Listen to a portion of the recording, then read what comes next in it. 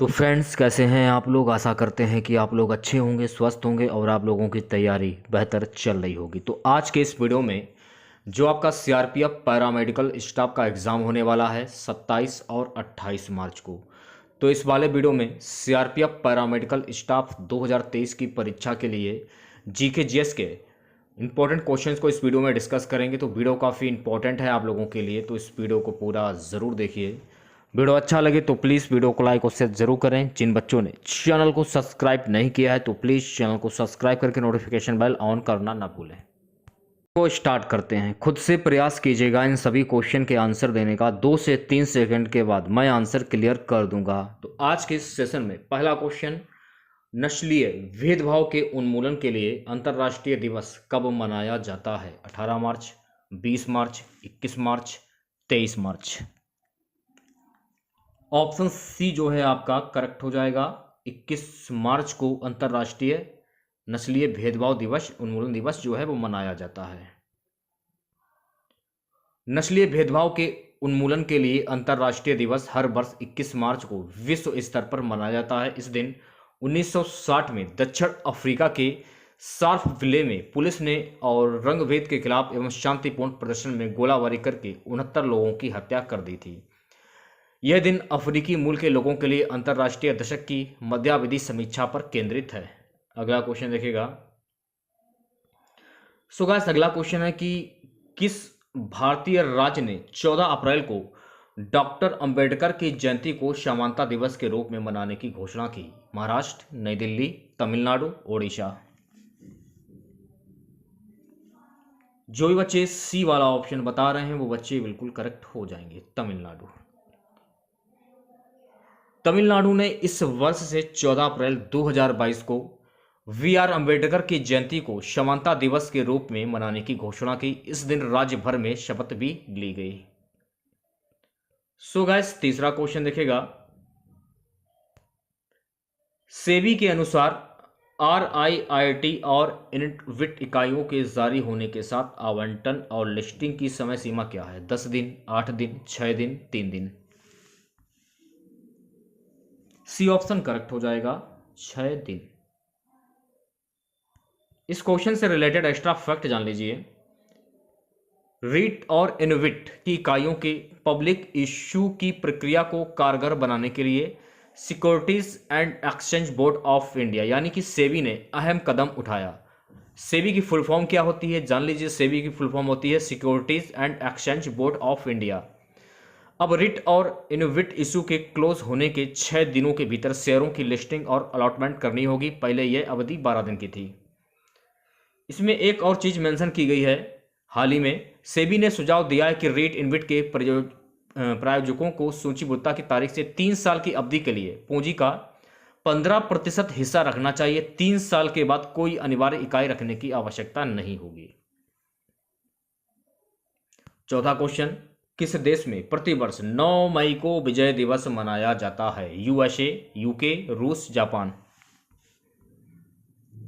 सी option correct हो जाएगा, रूस। प्रतिवर्ष 9 मई को विजय दिवस रूस में मनाया जाता है।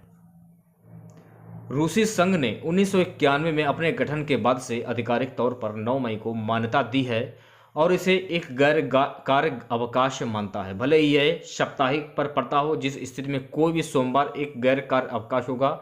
जब देश सोवियत संघ का हिस्सा था तब भी इसी तरह छुट्टी मनाई गई थी। पांचवा क्वेश्चन देखेगा। वीडियो को लाइक कर दीजिए और शेयर कर दीजिए। जो भी नए बच्चे जुड़ रहे हैं चैनल के साथ में, और चैनल को जरूर सब्सक्राइब करें आप लोग। पांचवा क्वेश्चन है कि हर साल अंतर्राष्ट्रीय पादप स्वास्थ्य दिवस जो है ये कब मनाया जाता है? 10 मई, 12 मई, 14 मई, 15 मई। देखिए, जितनी ज़्यादा प्रैक्टिस करेंगे आप लोग उतनी ज़्यादा आप लोगों की तैयारी होगी।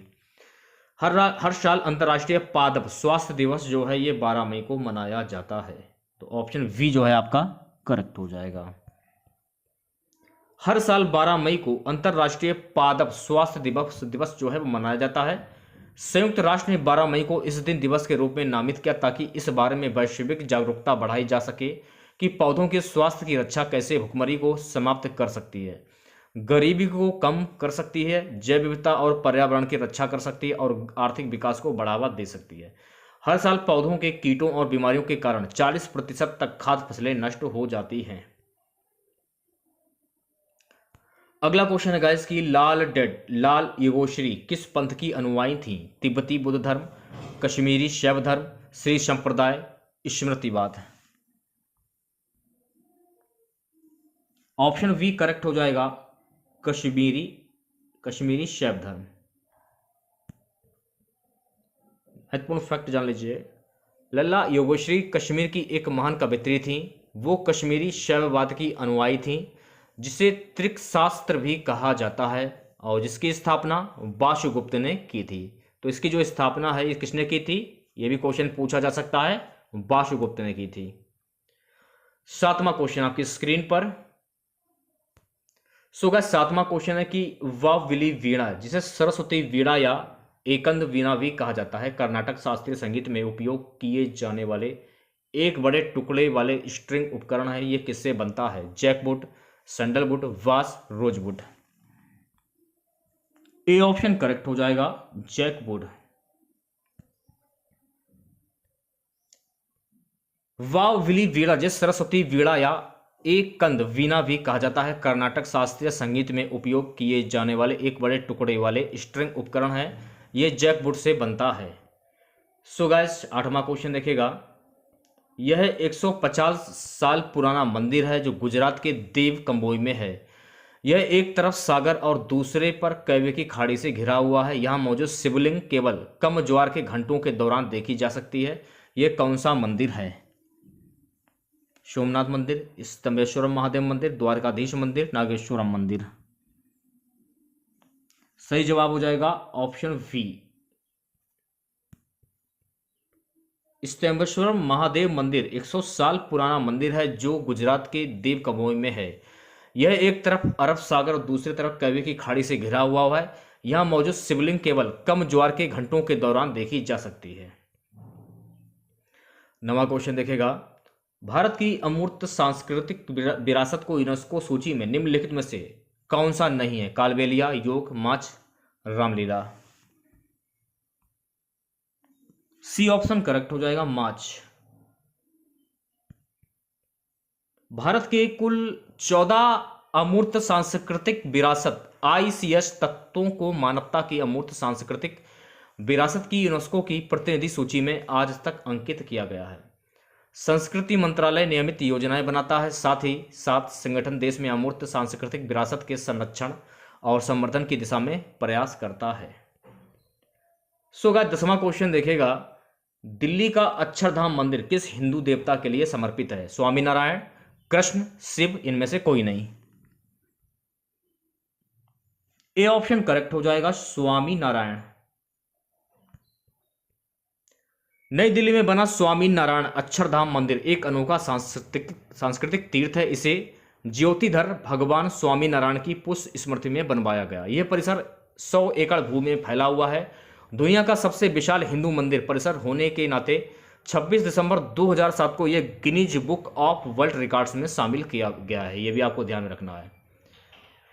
सो गाइस अगला क्वेश्चन, भारतीय संविधान की रचना में निम्नोक्त में से किसने सर्वाधिक गंभीर प्रभाव छोड़ा है? ब्रिटिश संविधान, संयुक्त राज्य अमेरिका का संविधान, आयरलैंड का संविधान, भारत सरकार अधिनियम 1935। डी ऑप्शन करेक्ट हो जाएगा, भारत सरकार अधिनियम 1935। सो गाइस 12वां क्वेश्चन देखिएगा, जुलाई 1946 में स्थापित संविधान सभा के सदस्यों में निम्नलिखित में से कौन शामिल नहीं था? डॉक्टर राजेंद्र प्रसाद, KM मुंशी, महात्मा गांधी, अबुल कलाम आजाद।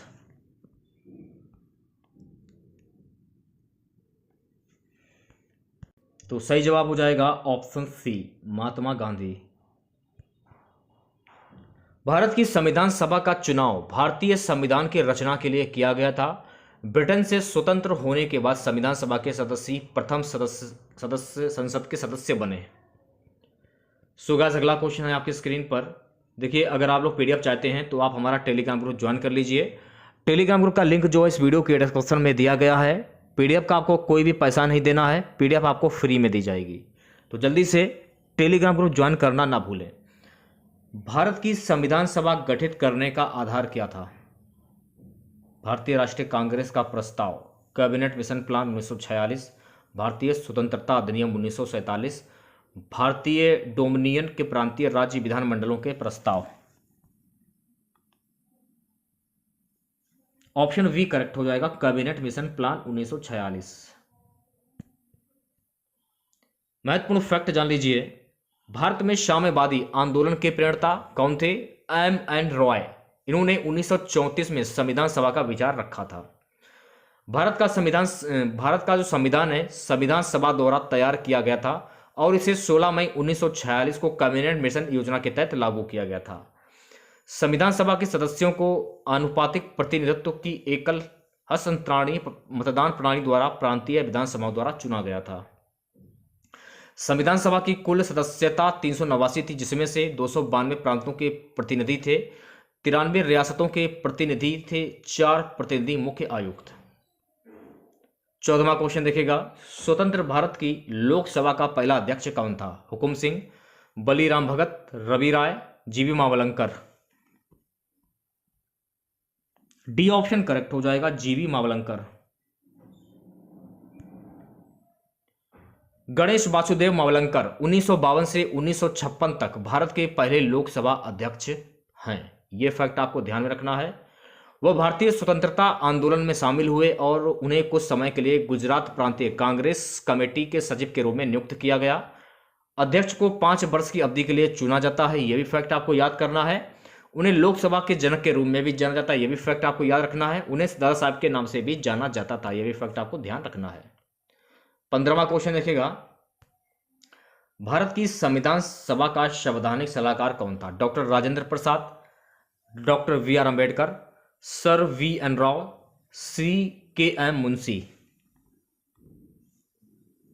सी ऑप्शन करेक्ट हो जाएगा, sir VN. Roy.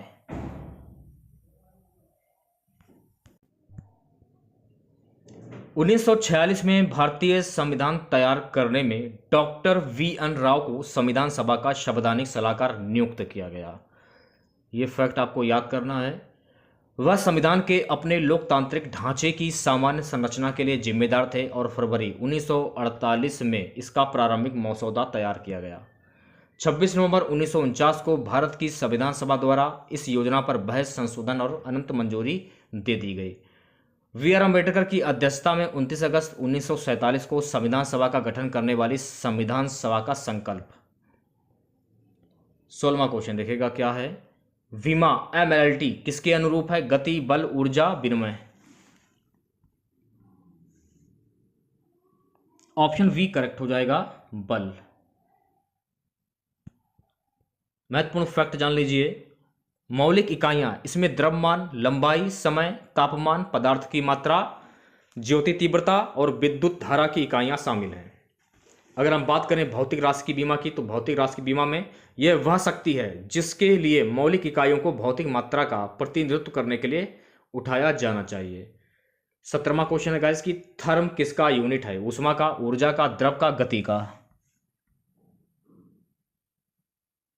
A option correct हो जाएगा, थर्म जो है गाइस ये ऊष्मा का यूनिट है। थर्म ऊष्मा ऊर्जा की एक गैर असाई इकाई है जो 1,00,000 ब्रिटिश थर्मल यूनिट BTU के बराबर होती है। यह भी फैक्ट आपको ध्यान में रखना। अगला क्वेश्चन देखिएगा, तरल पदार्थ का घनत्व कम करने पर उस पर क्या प्रभाव पड़ता है? तेज हो जाता है, ऊर्जा कम हो जाती है, ये कम नहीं होगा, कम होगा। थोड़ा सा टाइप करने में मिस्टेक हो गया है, दूरी बढ़ जाती है। तो सही जवाब हो जाएगा इस क्वेश्चन का ऑप्शन सी, कम हो जाता है। अगला क्वेश्चन देखिएगा, प्रकाश वर्ष जो है किसका मात्रक है? दूरी का, गति का, ऊर्जा का, द्रव का। प्रकाश वर्ष किसका मात्रक है? सो गाइस प्रकाश वर्ष जो है ये दूरी का मात्रक है, तो ऑप्शन ए जो है आपका करेक्ट हो जाएगा। प्रकाश वर्ष द्वारा एक वर्ष में तय की गई दूरी को प्रकाश वर्ष कहते हैं। यह खगोलीय दूरी का मात्रक है, यह भी फैक्ट आपको ध्यान में रखना है। एक प्रकाश वर्ष बराबर 9.461 ट्रिलियन किलोमीटर, जो कि बहुत लंबी दूरी है। लंबाई का मात्रक जो 10 से 10 मीटर के बराबर होता है 1 एंगस्ट्रॉम कहलाता है। अब देखिए द्रव्यमान का मात्रक क्या होता है? किलोग्राम। समय का मात्रक क्या होता है? सेकेंड। विद्युत धारा का मात्रक क्या होता है? एम्पियर। यहां से देखिए एक क्वेश्चन पूछा जाएगा, तापमान का क्या होता है? केल्विन। तापमान का मात्रक केल्विन। पदार्थ की मात्रा का क्या होता है? मोल। ज्योति तीव्रता का मात्रक कंडेला। ये भी आप याद कर लीजिए, पीडीएफ आपको टेलीग्राम ग्रुप में मिल जाएगी, वहां से भी आप प्राप्त कर सकते हैं। टेस्ला यूनिट किस क्षेत्र से संबंधित है? चुंबकीय क्षेत्र, द्रव्यमान, गति, ऊष्मा। सही जवाब हो जाएगा चुंबकीय क्षेत्र से, ए ऑप्शन करेक्ट हो जाएगा।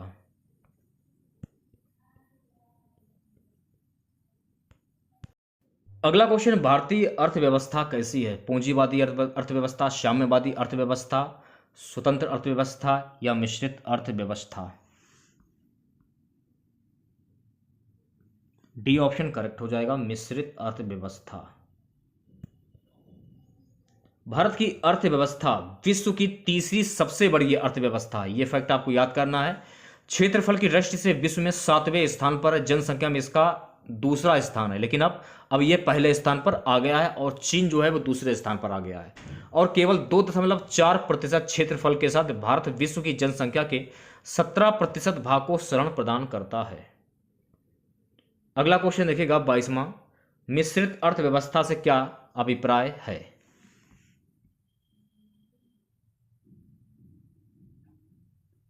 सही जवाब हो जाएगा सरकारी एवं निजी क्षेत्र का सह अस्तित्व, ऑप्शन बी करेक्ट हो जाएगा। मिश्रित अर्थव्यवस्था के बारे में जान लीजिए। मिश्रित अर्थव्यवस्था क्या होता है? एक मिश्रित अर्थव्यवस्था एक ऐसी अर्थव्यवस्था है जो अलग मार्केट एवं आर्थिक योजनाओं का मिश्रण है, जिसमें निजी क्षेत्र और राज्य अर्थव्यवस्था का निर्देशन करते हैं, या फिर एक ऐसी अर्थव्यवस्था जिसमें सार्वजनिक स्वामित्व तथा निजी स्वामित्व का मिश्रण हो। 23वां क्वेश्चन देखिएगा, आर्थिक विकास के दृष्टिकोण से भारत की गिनती होती है पिछड़े राष्ट्र के रूप में, विकसित राष्ट्र के रूप में, विकासशील राष्ट्र के रूप में, अर्ध विकसित राष्ट्र के रूप में? सी ऑप्शन करेक्ट हो जाएगा, विकासशील राष्ट्र के रूप में। सभी बच्चे वीडियो को लाइक कर देंगे जल्दी से जल्दी। 24वां क्वेश्चन देखिएगा, भारतीय अर्थव्यवस्था का कौन सा क्षेत्र सकल राष्ट्रीय उत्पाद में सबसे अधिक योगदान है? प्राथमिक क्षेत्र, द्वितीयक क्षेत्र, तृतीयक क्षेत्र, सार्वजनिक क्षेत्र? सी ऑप्शन करेक्ट हो जाएगा, तृतीयक क्षेत्र। तृतीयक क्षेत्र जो है आपका करेक्ट हो जाएगा। फैक्ट जान लीजिए, भारत के सकल घरेलू उत्पाद में सेवा क्षेत्र का योगदान सबसे अधिक है। वर्तमान में भारतीय अर्थव्यवस्था में सेवा क्षेत्र का 53.66% योगदान है। यह भी फैक्ट आपको ध्यान में रखना है, ठीक है। सो गाइस, अगला क्वेश्चन देखिएगा, बंद अर्थव्यवस्था, क्लोज इकोनॉमी वह अर्थव्यवस्था है जिसमें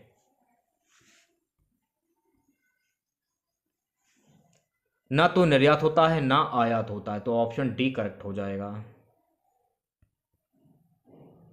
एक बंद अर्थव्यवस्था वह है जिसमें बाहरी अर्थव्यवस्थाओं के साथ कोई व्यापारिक गतिविधि नहीं है, इसलिए बंद अर्थव्यवस्था पूरी तरह से आत्मनिर्भर है, जिसका मतलब है कि कोई भी आयात देश में नहीं आता है और कोई भी निर्यात देश से बाहर नहीं जाता है। हम बात करेंगे अगले क्वेश्चन की, 26वां क्वेश्चन, भारत के किस राज्य में विश्व का सबसे बड़ा थोरियम का भंडार मौजूद है? केरल, कर्नाटक, आंध्र प्रदेश, असम? जो बच्चे ए वाला ऑप्शन बता रहे हैं वो बच्चे बिल्कुल करेक्ट हो जाएंगे, केरल करेक्ट आंसर हो जाएगा। केरल भारत में थोरियम का सबसे बड़ा उत्पादक है। थोरियम एक रेडियो एक्टिव तत्व है जो आंध्र प्रदेश, केरल, ओडिशा, पश्चिम बंगाल, तमिलनाडु में पाया जाता है। परमाणु ऊर्जा के उत्पादन के उद्देश्य से थोरियम का उपयोग किया जाता है। 27वां क्वेश्चन, पश्चिम बंगाल की सीमाएं कितने देशों के साथ लगी हुई हैं? 1, 2, 3, 4? सी ऑप्शन करेक्ट हो जाएगा, 3 सीमाओं के साथ लगी है। पश्चिम बंगाल की 3 अंतर्राष्ट्रीय सीमाएं कौन कौन सी हैं? बांग्लादेश, उत्तर में भूटान और उत्तर पश्चिम में नेपाल के साथ लगती हैं। पश्चिम बंगाल 2217 किलोमीटर यानी कि 2545 मील के साथ बांग्लादेश के साथ सबसे लंबी सीमा जो है वो साझा करता है। यह दुनिया की 5वीं सबसे लंबी भूमि सीमा है। 28वां क्वेश्चन, कौन सा राजस्थान का मरुस्थलीय जिला नहीं है? Kota, Barmer, Jaisalmer, Churu. Option A correct हो जाएगा, कोटा।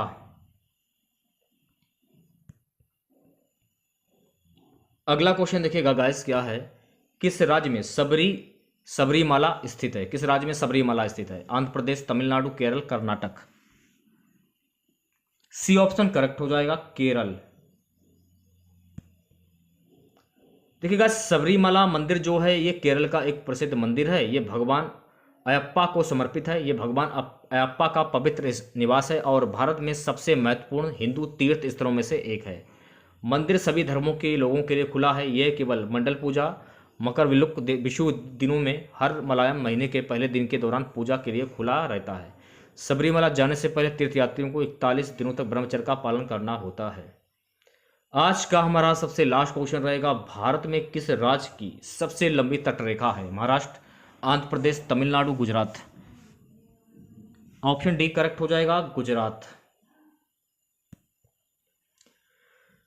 गुजरात में भारत की सबसे लंबी तटरेखा है। इसकी लंबाई 1600 किलोमीटर है। भारतीय समुद्री तट का लगभग 24%। इसके 41 बंदरगाह हैं, 1 प्रमुख, 11 मध्यवर्ती और 29 लघु। ये भी आपको ध्यान रखना है। देखिए, इसमें मैंने आप लोगों को 30 क्वेश्चन कराए हैं, जो कि आपकी परीक्षा में बार बार ये क्वेश्चन पूछे जा चुके हैं। तो अगर आप लोगों को पीडीएफ चाहिए तो आप हमारा टेलीग्राम ग्रुप ज्वाइन कर लीजिए। लिंक इस वीडियो के डिस्क्रिप्शन में दिया गया है। जल्दी से ज्वाइन करें और पीडीएफ प्राप्त कर सकते हैं आप लोग, बिल्कुल निःशुल्क। ठीक है, और चैनल को सब्सक्राइब नहीं किया अगर आप लोगों ने, तो चैनल को जरूर सब्सक्राइब करें और नोटिफिकेशन बेल ऑन करना ना भूलें। तो मिलते हैं नेक्स्ट वीडियो के साथ। जय हिंद, जय भारत।